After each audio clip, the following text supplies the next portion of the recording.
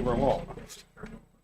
She papered them in her office. She was totally covered. And she visited every tree site. And You are live now. some of them. Chairwoman Spider. The tech guy's supposed to tell me when to start. He needs a couple of minutes. He's going to cue me, please.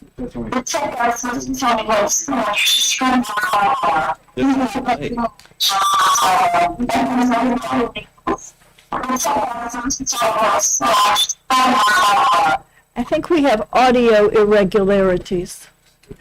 We're getting that from her mic. Who is her? Miss Member Riley.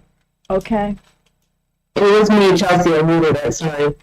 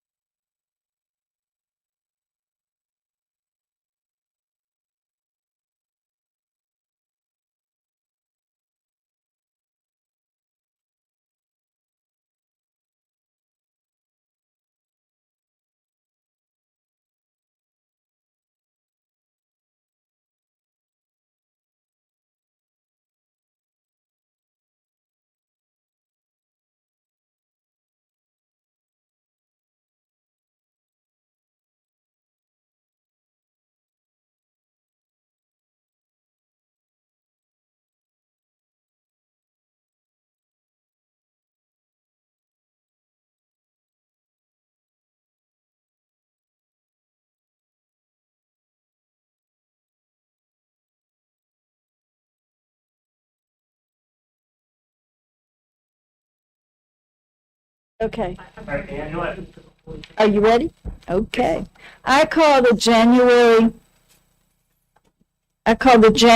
5th, 2022 meeting of Planning and Zoning to order, please.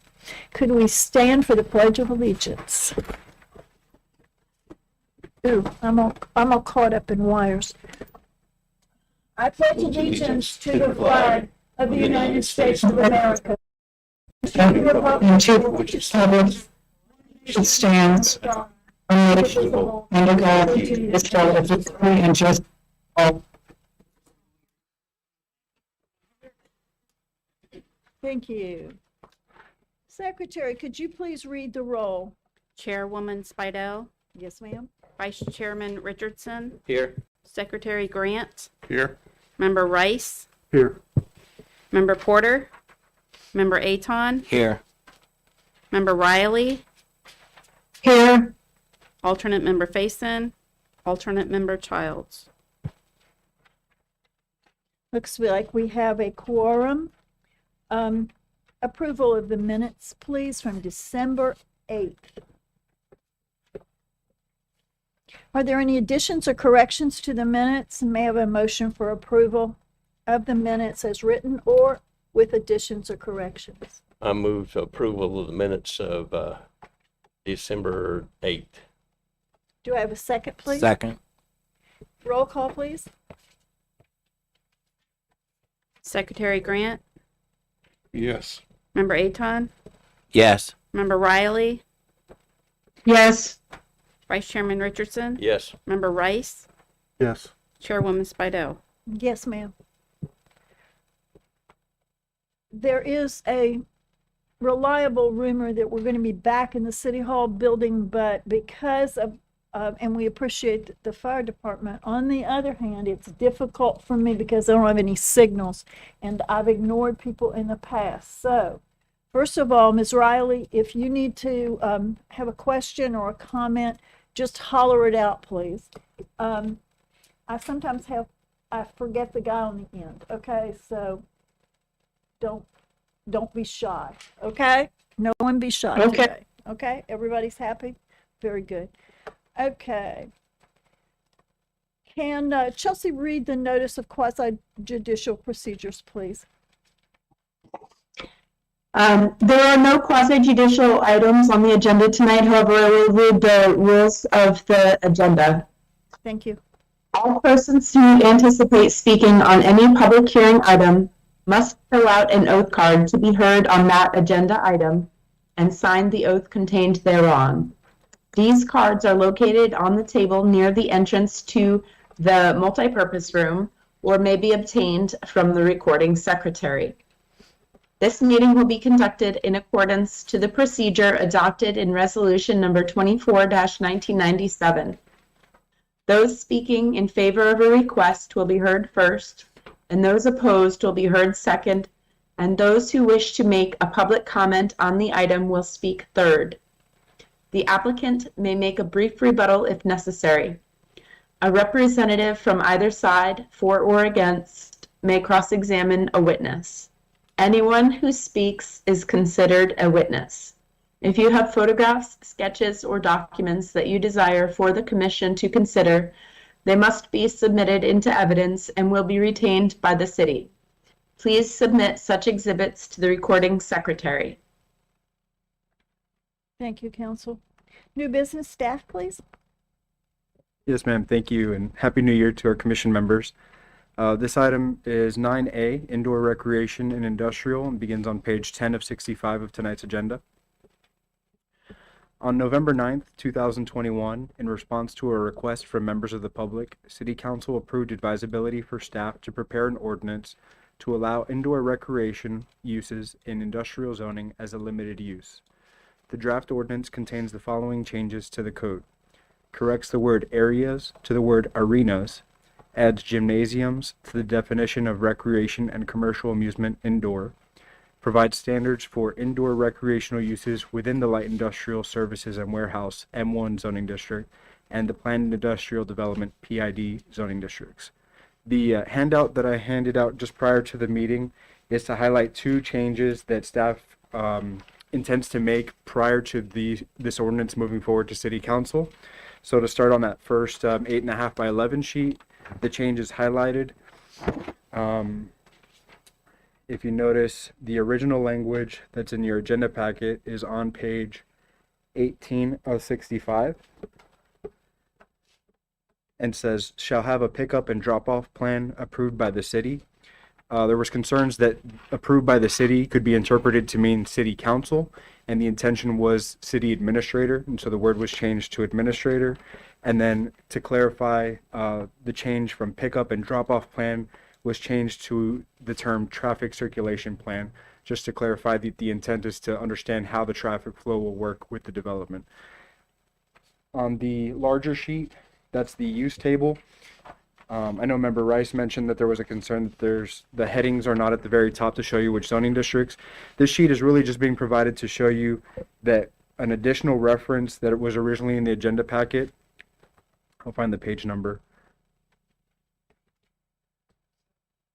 17? Perfect, yep.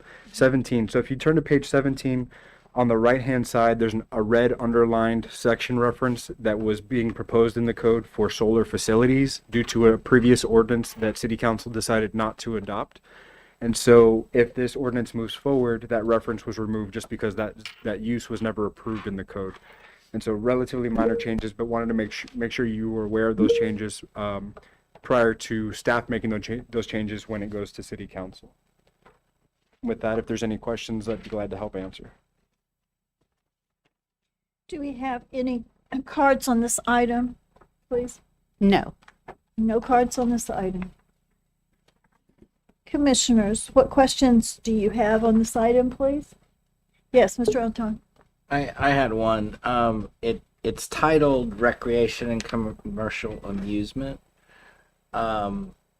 Where would, like, they just put one in Rockledge, an indoor go-kart track, as well as like arcades and things like that. Does that fall under this, and should we actually call that out so we're not back amending this at some point in the future when somebody wants to, because the one they put in Rockledge is in the old Florida Today building, so it's an industrial area. I don't know of any going in. I just thought, while we're here, we maybe should address that. It seems like it is something that typically does go in that type of a building, in that type of an area. Yeah, that's definitely an option that the commission could explore. If you look on page 18, subsection B is the definition, which includes a bunch of different things for what is included in indoor recreation. So there's things like a bowling alley, a skating rink, and things of that sort.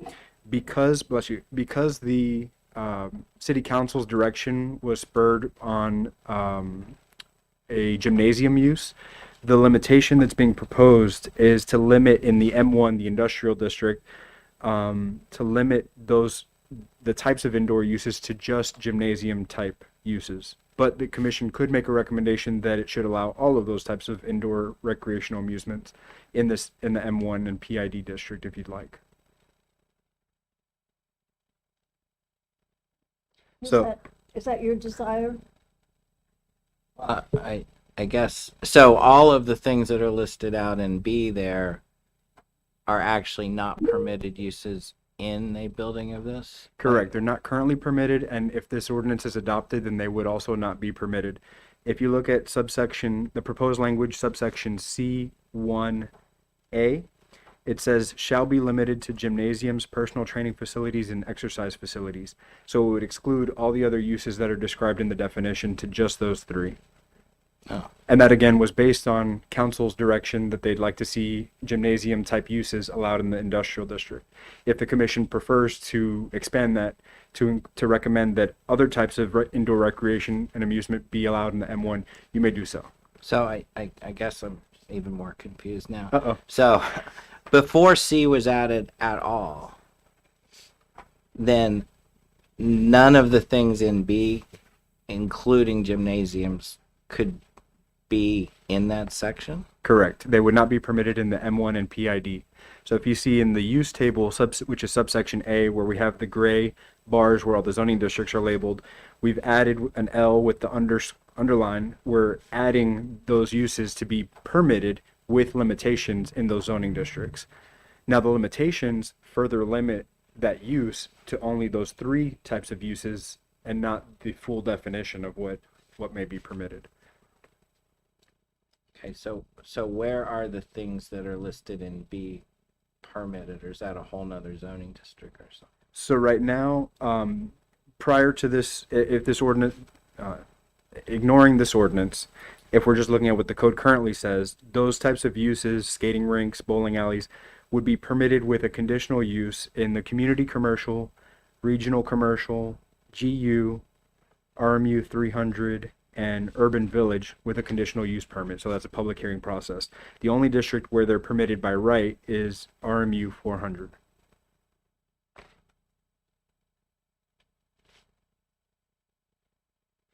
Okay, I understand it better, I guess now. Thank you. Sure. Additional questions or comments?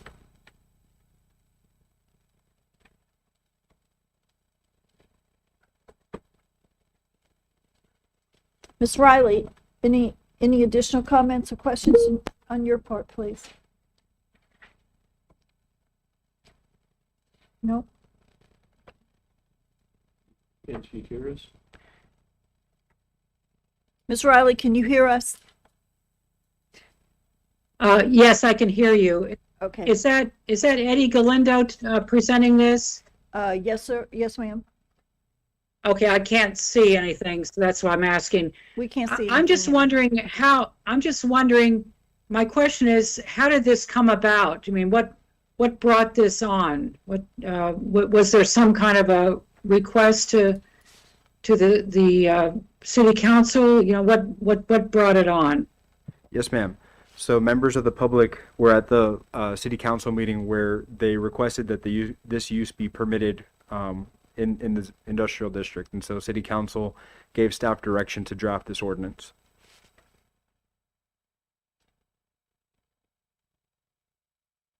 Okay, thank you. Additional questions, Ms. Riley? No. Okay. Last call for additional. I have one. Ms. Richardson? Even though it was city council requesting staff to come up with this ordinance, does staff have a recommendation? Yes, so staff drafted the ordinance as we would recommend and provided that to you tonight. Okay. Okay.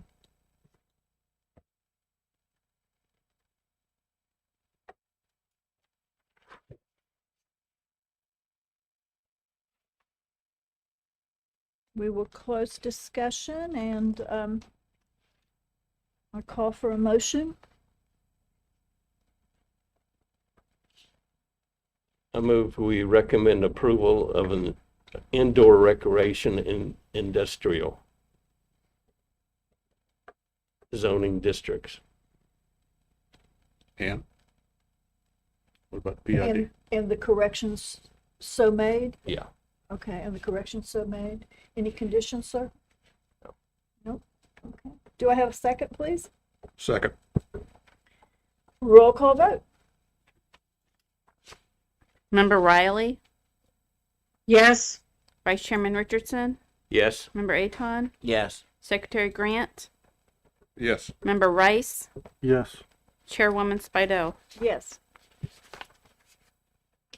So 9A, indoor recreation in industrial area plus the corrections has passed unanimously.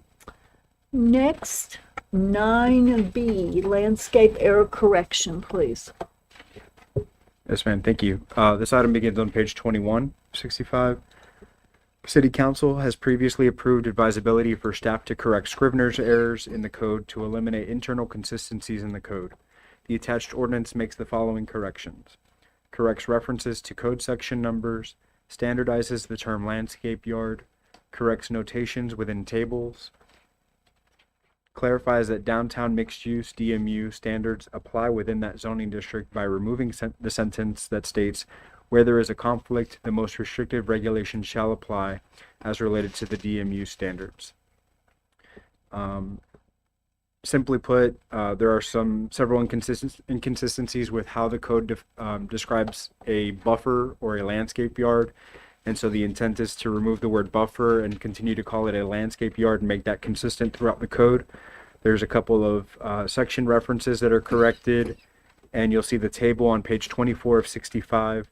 A couple of simple language changes, nothing substantive, and then changing from the stylistic use of a apostrophe to mean feet to spelling it out.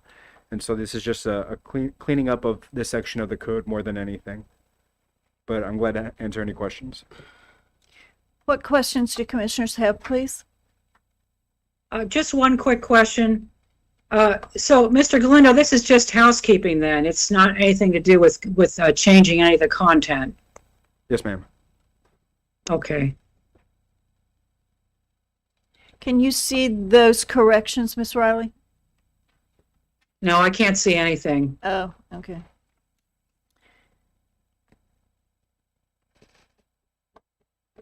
Were these not furnished to Ms. Riley prior to the meeting? A hard copy? Well, I got the agenda, Okay. Chair. Okay. Chair Spidell, but I just don't have it in front of me, that's all. Oh, okay. Additional questions from Mr. Rice? Okay. Are there any cards on this item, please? No cards. Now, Mr. Rice. My question really is, there is a substantial change here, if I'm reading this correctly, okay? And if you look on page 24, you add the word arterial or collector, where collectors were always considered local roads because that's what they were prior. The minute you add it here, it changes the buffer from 20 feet to 30 feet. So collectors like Harrison, Park Avenue, Dairy Road, those are all collectors. Now, any development that, and they all have smaller lots, is going to have to provide a 30-foot landscape buffer in the front. That's the way I read this. So that's a pretty substantial change. That's, I mean, from 20 to 30. So the intent is to use that table to refer to the map that's labeled as Exhibit A on page 26. The map on page 26 shows what areas are considered arterials in green. And there are some portions of roadways that are arterial roadways, but according to this map, are not labeled as arterial.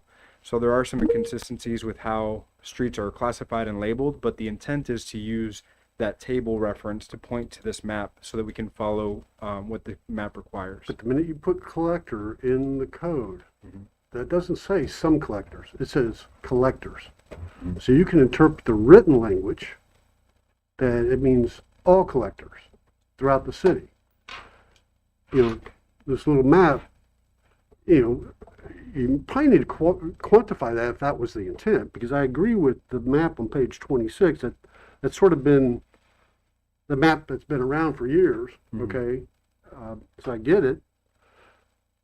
But then we need to quantify and say, you know, limit collectors as per, with a star or something, as per map on, you know, Exhibit A buffers.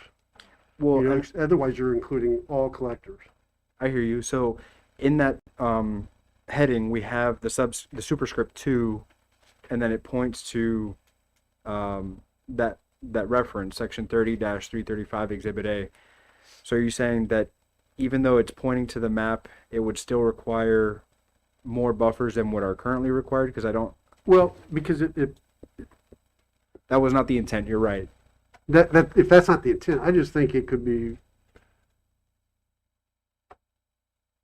because you're saying arterial collector buffers, I-95 buffer and public right-of-way buffers per section 30-325 Exhibit A. So you're saying because of that too, it's pointing to that map, and the map rules over what the written word is. Right.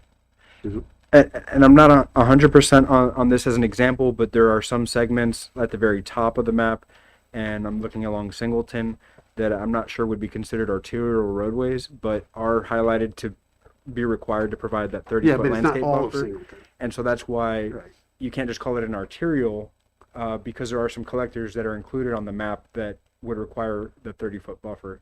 Okay. But at the end of the day, I think you understand that our point is just to point to the map. We're not trying to increase the buffers required that previous to this ordinance would not have been required. If there's any suggestions on how to clarify that, I mean, we'd be glad to include that, but you understand the intent now, I think. Okay. I do, and I think probably the administrator of the code does, but will the next administrator understand that? Because, you know, different interpretations happen with administrators, and typically administrators rely more on the written word than they do some exhibit that might be, you know, usually it's the exhibits that may not reflect what the written word says. And that's my only concern, is we need to meet the intent of what we're trying to say. So I'd have this tendency to say limited collectors per Exhibit A, down on 2. The little 2 down here, arterial or limited collectors per Exhibit A. And leave that Exhibit A in there, per Exhibit A in there. Because I think that clarifies it. That's just a suggestion at this point. I don't know how my fellow commissioners feel about it. Can you just clarify, Eddie, why this correction's being made? Yes, ma'am. So if you notice, the underlined superscript 2s are being added for the arterial or collector column and the I-95 buffer, just so that those sections of the table refer to the map, which we've established the map is what the city, when we are deciding how much of a buffer is required for each of the properties along a road right away, we use the map to determine its classification to see what width of a buffer is required. And so this is just an attempt to add references in each of these columns, rather than currently the code only has a reference to public right-of-way. And so since the map shows local right-of-ways, collectors, and arterials, it made sense, at least in our minds, to identify that there are some different types of road right-of-ways shown on that map. I don't think it's a very, well, I see what Mr. Rice is concerned about is that if it's interpreted in a different way, that the map may be used to require additional buffers that are not currently necessary or required. I just don't know how. I would need some suggestions on how to clarify that. What Go ahead. what if we went the other way and just scratched arterial and not put collector and just say buffer per exhibit A or buffers per exhibit A? Well, I think one of the challenges with that is that we've got 3 different types of buffers. We've got a D, E, and a B. A D being a what is it, 30 foot or 50 foot?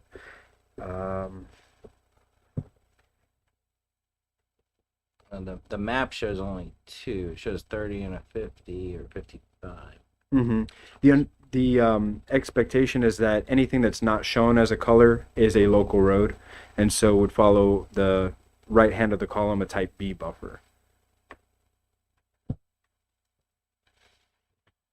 Just look at this map, look. It doesn't list all the arterials either. Right. It only has limited arterials being listed. Right. Okay. And we haven't, just to be clear, we haven't changed the map at all. Right, you haven't changed the map, because I'm pretty familiar with the map, but, because it's only a portion of US 1, and that's an arterial, Garden Street's an arterial. Right. You know, Highway 50 is an arterial. It doesn't show Highway 50 at all, so, I guess one other suggestion might be if we've deleted the first per exhibit A and there's still a 1 in the second.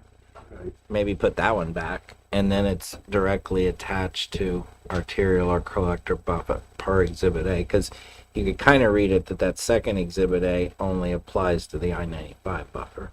I know that's not the intent, but I'm just trying to think of ways to make it clear. Sure. We've moved it, we wanted to keep it at the end so that it would be inclusive of the arterials, collectors, I-95, and public right-of-way buffer. But I could see how it could be read that way as well. Mr. Grant?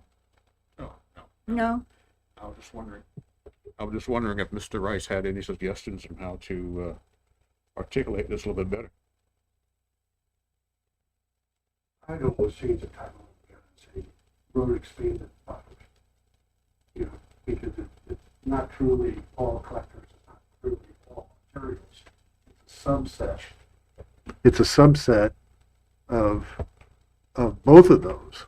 Okay, so how do you capture it? And the only way I know to capture it, they are roads, and it's just expanded buffers per road map or something, you know, because it's sort of misleading with arterial and collector. But I can live with it as it is. I think we have it documented tonight, so that would be important. I just would want the minutes to reflect the documentation that we had. Sure. So you're pleased with what staff's Yeah, presented? thinking through it, I think we just have it documented in the minutes. Because otherwise it's a semantic issue, right? It is. Okay. Additional comments? Yeah, Additional questions? but Mr. I would Richardson? agree with Member Rice that different administrators would interpret it differently every time. Perhaps the language needs to be tightened. It is somewhat confusing. You could just say map buffers instead of arterial and collector, and say map buffers, and then there's no question. It's the map. Okay.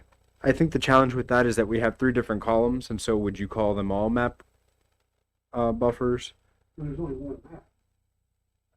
One of the columns is not represented, That's right. which might. Okay, I see what you're saying Yeah. there. Okay, so someone might say, well, I don't have to have any. Okay. So is Yeah, pick your poison. Mr. Grant? So is Mr. Richardson and Mr. Rice advocating changes, approval but changes. What changes would you like? I think as long as the minutes reflect what it is. Microphone. Intent, Mike. a record of the intent, and I just would like the city council report to also explain that intent. So there's a record all the way up. Mr. So when the Richardson. city council adopts it, they know what they're adopting also. Mr. Richardson? I would agree as long as the map kind of takes precedence. And that's the intent, is that the map governs. These are the table on page 24 is supposed to be a reference to that map rather than the requirement. Whoever's going to make the motion, that needs to be stated in the motion. Yes. For clarification, yes. Ms. Riley, do you have any additional questions or comments concerning the map or the new table? The semantics of the table? I'm actually confused. I'm confused. And I think you'd have to see. If Mr. Rice is saying he's okay with it, then I would go ahead with it as okay. But I'm kind of confused about what exactly the argument is. Again, is the argument semantics? Question to staff. Or is it interpretation? I believe that the intent, as we've written it here, is clear enough to operate the way that we've discussed, the way it should work. I understand that there's a case that another administrator may interpret it in a different way, but I think that what we're looking to do here is just add some references and that we can make the code work with the proposed changes. So staff is pleased. Yes, ma'am. Okay. I'm Mr. ready. Rice. I'll make a motion if Okay, if so no call other for a members have motion, any comments. please. This Okay. is a motion for 9B, landscape error correction. Yes, I'm going to recommend approval as written with the condition that city council clarifies the intent between this table and that map, that the map takes precedence over the table. Okay, as changed by city council. You know, if they change the map still, but that intent needs to be memorialized, basically. That's my motion. Is there a second to that motion, please? Second. Is it clear that map takes precedent is a phrase to be incorporated? Does Yes, that ma'am. need to be as a condition? I believe that was part of the motion. Okay, is that clear? Yes. Okay. Roll call vote, please. Secretary Grant, Yes. Member Riley, Yes, Vice Chairman Richardson, Yes. Member Rice, Yes. Member Aton, Yes. Chairwoman Spido. Yes. 9B, landscape error correction, unanimously passes. Moving to item 9C, tree survey ordinance. Staff, please. Yes, ma'am. Thank you. This begins on page 29 of 65. On December 14th, 2021, City Council approved advisability to correct the inconsistency described and to amend the tree survey requirements of the Development Review Procedures and Environmental Protection Technical Manuals to be consistent with the adopted code as corrected. Section 30-34 of the code establishes that developments that do not meet minimum preserved and total canopy area, such as commercial and industrial developments, provide 2-to-1 mitigation for trees 20 inches DBH and greater. Section 30-40 requires a tree survey for these same developments to include trees with 14 inches DBH and greater, which is below the threshold for mitigation requirements. Staff believes the requirement to survey the smaller tree size is inconsistent with Council's direction and intent that commercial, industrial, and non-subdivision residential development would not be impacted by the tree canopy regulations adopted in Ordinance number 20-2021. So, this ordinance is supposed to be corrective. Basically, we had our first applicant that was an industrial site plan come through the process. And what they realized is that while mitigation starts at 20 inches, they were being required to pay for a tree survey that shows trees 14 inches and larger, so trees that are not required to be mitigated. And so the advisability was sent to council to ask if this was indeed the intent, and council asked staff to draft a correction to this so that it would match the mitigation requirements. Again, council's direction was to not change the requirements for industrial, commercial, and non-residential. And I think that is all that I have on this item. What cards do we have, clerk, on this item, please? Two cards. And the first, please. Tony Schiffalo. Tony? Mr. Schifflo? Yes. Oh, how are you this evening? Hello, I'm fine this evening. Thank you for letting me speak. I'm Tony Schiffalo, 715 Tropic Street, one of the 12 locally designated historic structures in Titusville, and a member of the tree team. In section, I'm not sure exactly the designation, 2.3.3.6.4, it says, the developer agrees to work with staff and adjust the proposed layout to preserve more tree and specifically to preserve mitigation sized trees 20 inches or greater DBH. I was just doing a quick survey here. A tree the size of 14 inches DBH multiplied by pi, which is 3 point something or other, times the growth rate of a tree times 5, means that a tree that's 14 inches has substantial years on it. I think my calculator is wrong, so I'm not going to quote, but it's a substantial number of years. And a tree survey that includes protected significant trees, 14 to 20 inch DBH, is a crucial tool for staff to work with developers to preserve healthy native trees, not just mitigation-sized trees. With attention to design, many significant trees can be preserved throughout the development site in landscape yards, LID vegetated swales, and outdoor lunch areas, and as boulevard or street trees. But without the inclusion of significant trees in all tree surveys, how can staff work with the developer to propose a layout that will preserve these significant trees? An aerial photograph, which indicates which trees are proposed to be removed, does not necessarily provide the details for this collaboration. The adopted September 2021, or the 2021 tree ordinance, section 30 to 40 requires applicants for all sites provide a tree survey to include trees 14 inches DBH and greater. Mitigation requirements for all types of developments begin at the 20 DBH.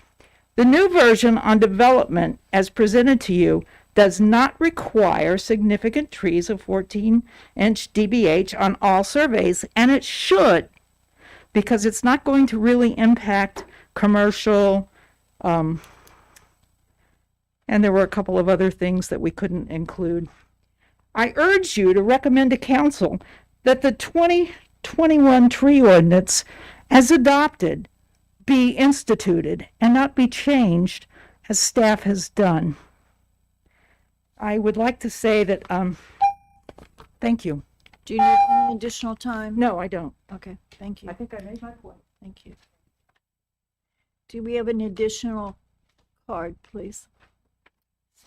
Kathleen Perez. Ms. Perez. I'm Kathleen Perez. I live at 3025 South Washington Avenue.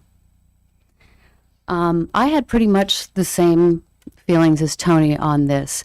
We worked 2.5 years to get this tree ordinance. Okay? And I noticed the city immediately took credit for it in their talking points. Look, we got a tree ordinance. And everybody worked hard, including the staff and the developers on this.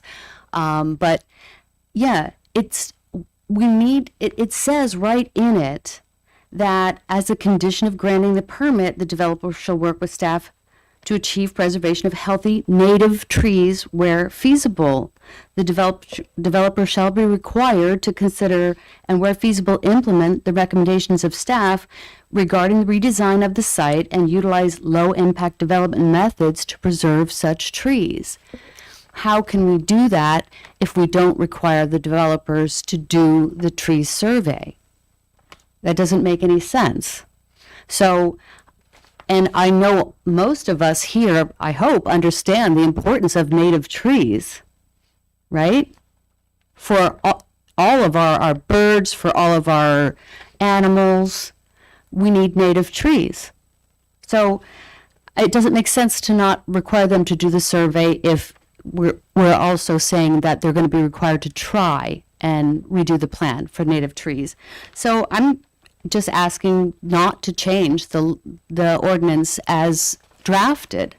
We've already, as many of you know, during that 2-year process, we already got, the thing winnowed down and different things chiseled away to get an agreement. And we finally got the agreement. So I'm asking you to leave it as is. Thank you.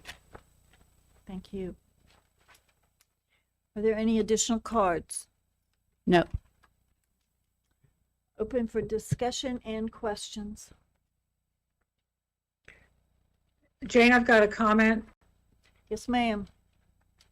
I don't think that this requiring of this tree survey for trees 14 inches to 20 inches places a large burden on landowners. I think it's a minor thing, and it will allow the city staff a great tool in order to negotiate with these landowners in order to work towards making Titusville a tree city. So I would not be in favor of amending the tree ordinance as set forth. Thank you, Ms. Riley. Mr. Richardson. Yes, I've received 3 public comments by email, as I'm sure most all of you have. 2 from Ms. Kay St. Ange and 1 from Ms. Laura Losi.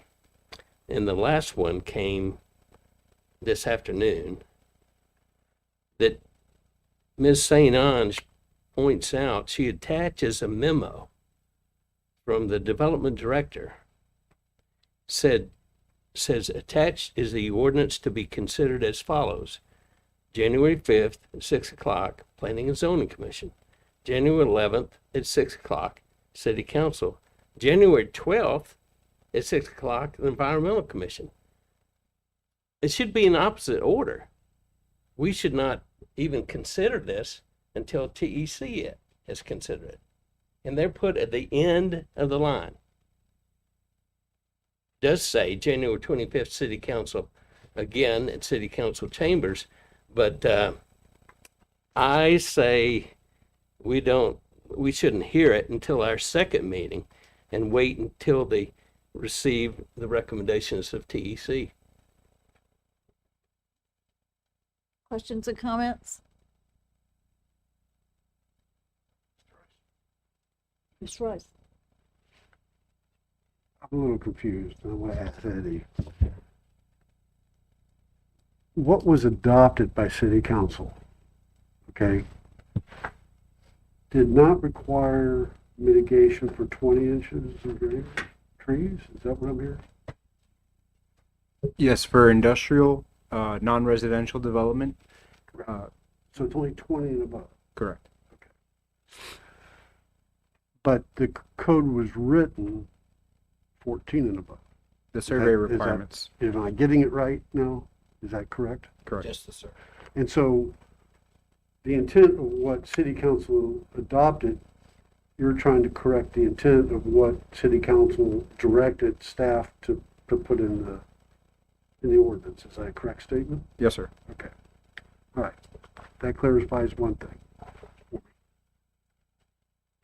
I'm struggling here a little bit with some of this because I just don't think this ordinance is ready for prime time yet, because it's just, there's too many inconsistencies in here that I see.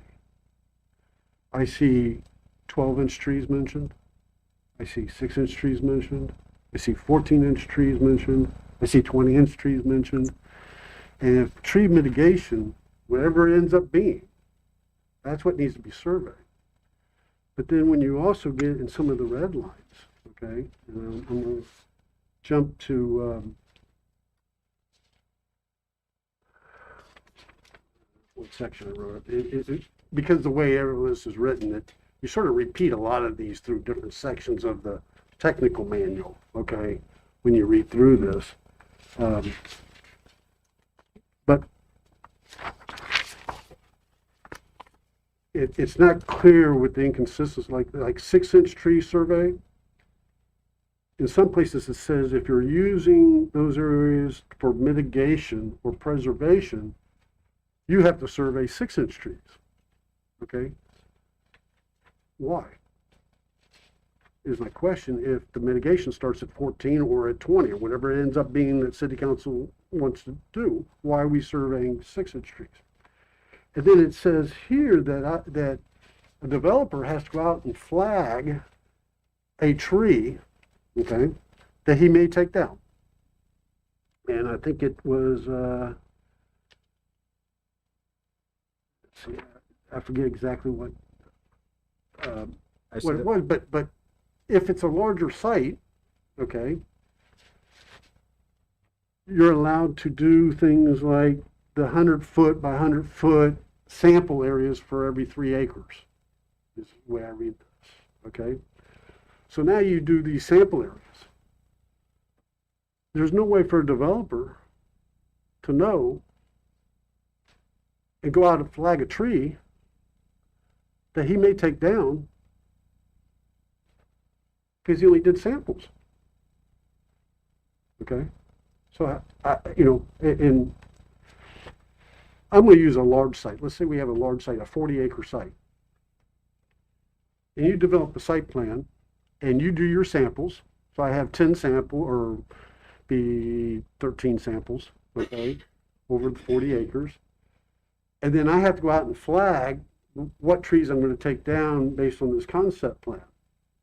Before I can even submit for a pre-app, I have to do that. But I can't go out in 40 acres and put on a piece of paper that the building's going to go exactly here and it's going to go. I have no clue exactly where those buildings are going to line up to where those trees are. It's humanly impossible because there's no markers on a vacant lot that's large to tell you where you're at and that building's going to go right there. You can't do it. But yet I'm required to do it. So it just didn't make a lot of sense there that requirement would take place. So to me, whatever the mitigation ends up being, whether it's 14 or 20,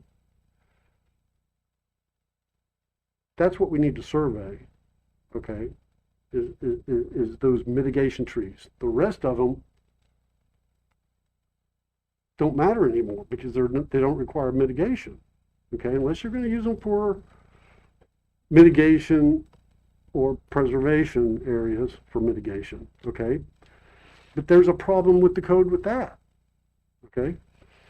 Because if I can survey a 6-inch tree, guys, on a site, and what's more valuable to you? A 6-inch tree that's growing on a site today or a 3-inch tree that I plant? Which one's worth more? In my mind, it's the 6-inch tree, not the 3-inch tree. But you know the canopy I get for the 6-inch tree? The canopy area I get for the 6-inch tree is only a foot per dBH. So I get a 6-foot radius or diameter canopy value. But if I plant a 3-inch tree, I get 50% of the maturity value. So why would I ever, as a developer, save a 6-inch tree? Why would I do that? I don't get any credit for it. I'll just go plant another tree right next to it and take that one out because I get 50% of the maturity on that tree. So that's a problem in the code too, that I just realized that this week because I was trying to develop a site and trying to live by the ordinance, It didn't make sense. When I tried to actually do it, I couldn't get there. I hear that. Okay. The ordinance that was advertised is specific to making the change related to the surveying and the mitigation sizes. So to add additional things, again, the idea was to advertise this and make as few changes as possible so that we could capture city council's intent with regards to surveying. I recognize that the tree ordinance, as hard as everyone worked and as long as everyone worked on it, is probably still not 100% there yet. But for the purpose of what's being presented tonight, the idea was to try to correct that surveying issue. Well, let me interrupt you just Sure. for a second, because I think you've done more than that.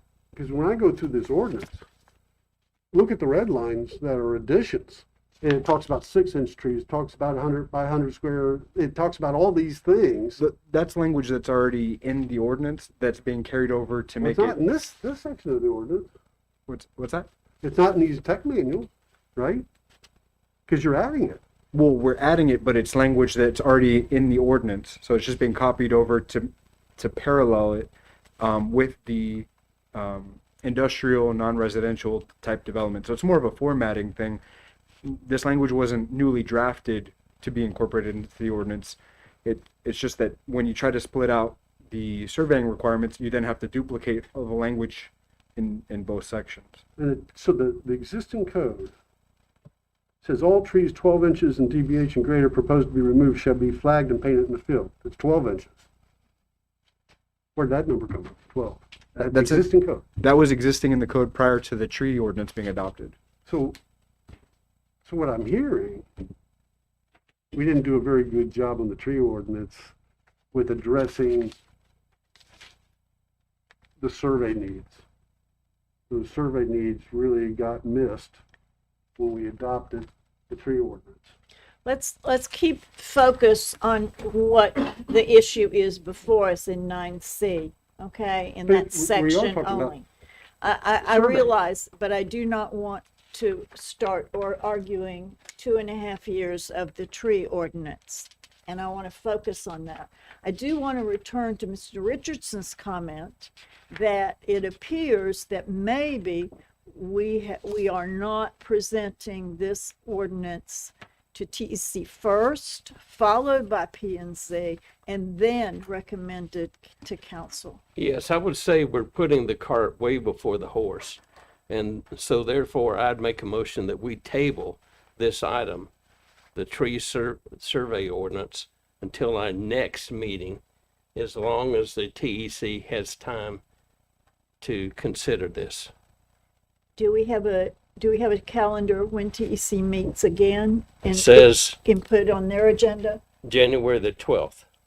Okay, well, that's just next week, isn't it? Yeah. Okay. So I assume that at our next meeting, we could consider it. So you're proposing right now the following, can you repeat your, I make a motion that we table item 9C, the tree survey ordinance, until TEC can make a recommendation to Planning and Zoning Commission at Do I- their January 12th meeting. do I have a second? I second that.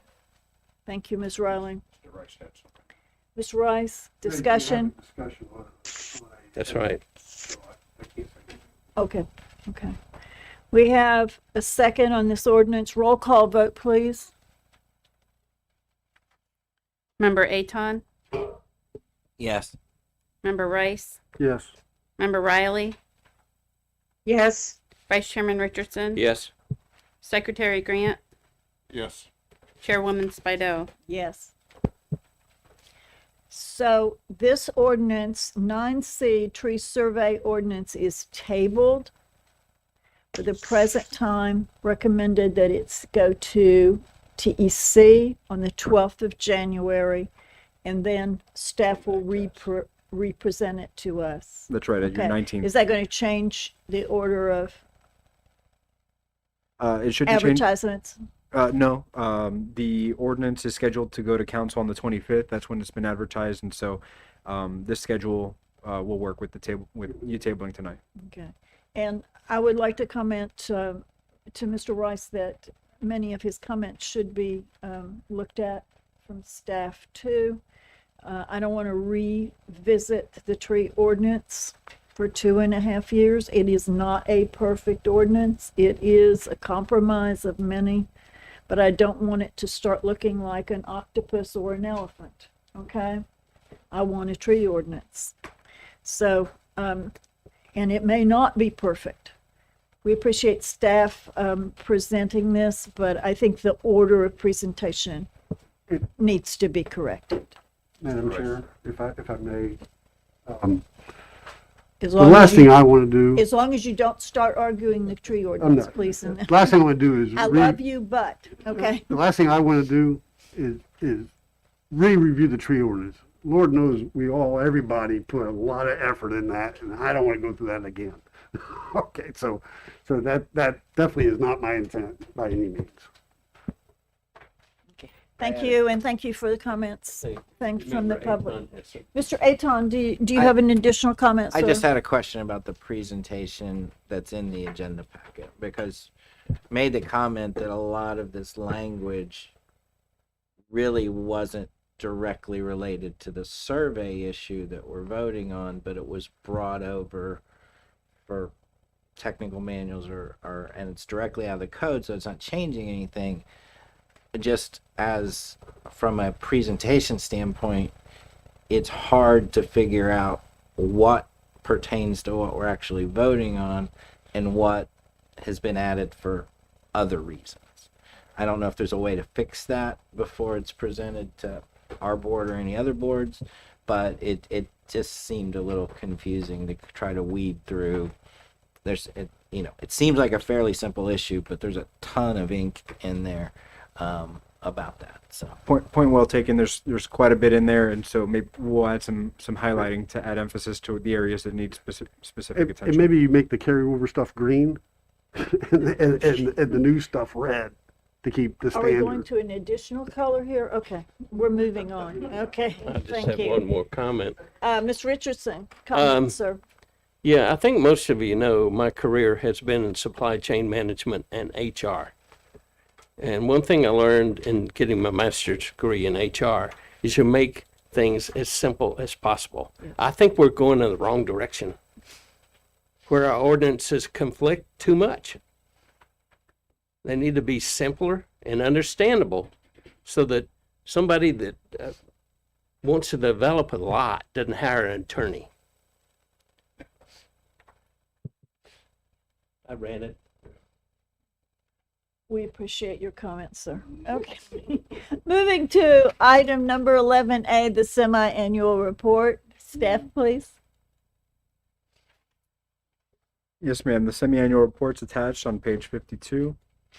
The report highlights the approvals and items recommended by the commission to city council through the last 6 months.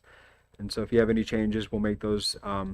Typically, the chair or vice chair will make a presentation of the semi-annual report. Is there any interest in doing so? If not, the report can be presented as written.